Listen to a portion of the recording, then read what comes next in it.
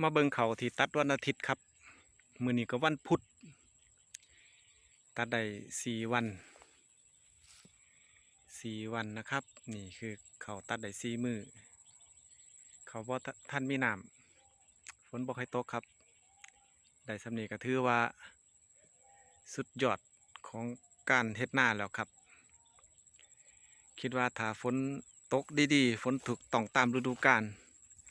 ถ้าหน้ามีน้ำการตัดเขานี่ก็ถือว่าเป็นการที่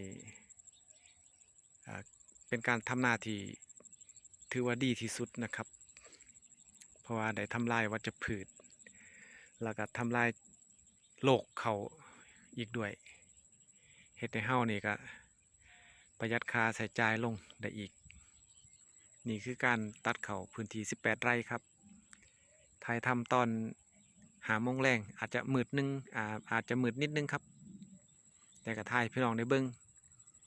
นี่คือการเฮ็ดนาประจำปี69/70ครับผม